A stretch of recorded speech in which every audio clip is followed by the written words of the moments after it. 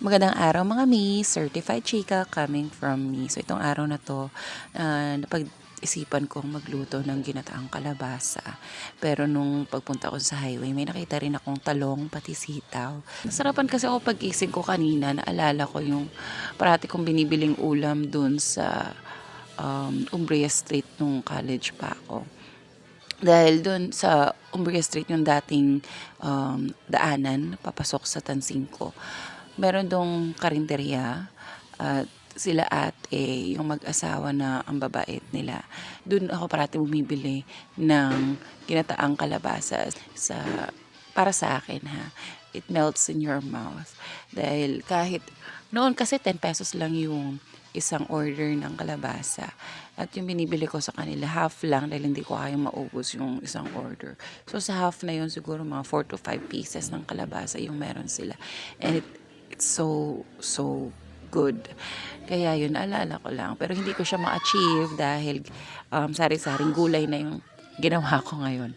Tapos, bukod pala dito sa gulay, bumili din ako ng ginisang alamang, bagoong alamang nila or hipon. Dahil mas masarap to kung may hipon. Kaya, yan.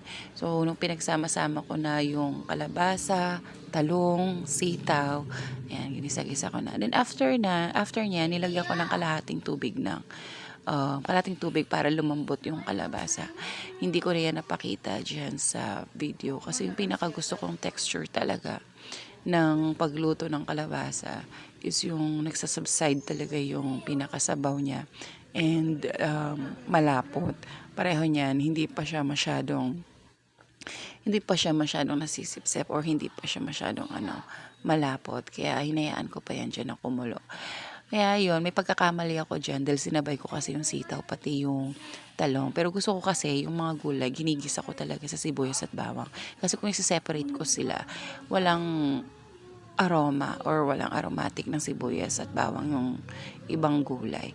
Kaya yan, naipagsama ko na. So, ganyan po yung texture na gusto ko sa ginataang kalabasa. So, pagkatapos kong magluto, yan, kumain na kami. Paglapag ko nung isang mangkok ng ginataang gulay, yan, nag-start na si Dylan kumain dahil favorite niya yan.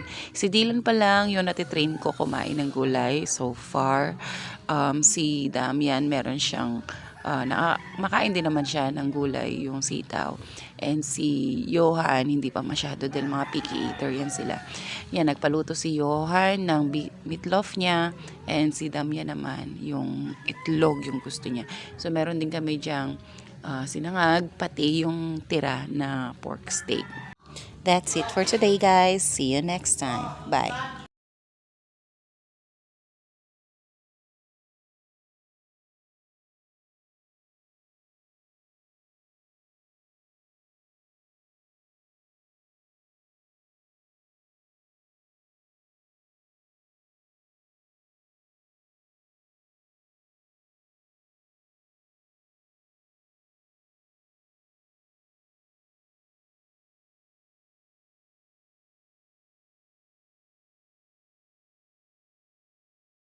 Ang gusto ko diyang ma-achieve is yung maglapot siya, tapos mag-subside yung sabaw niya. Kasi yun, kanya-kanyang trip lang tayo ng gusto nating texture ng kalabasa. Tapos, yan, tapos na. Kaya, i-serve ko na yan. Actually, si Tila nag-aantay na siya kanina pa dahil gusto niya nang kumain. So, kung napapansin nyo, nabawasan na yung laman ng mangkok namin ng kalabasa. So, nagluto din ako dyan ng meatloaf at ng itlog. Dahil yan yung request ng mga anak ko. So, yes, hindi lang po isang ulam yung niluluto namin dahil iba-iba yung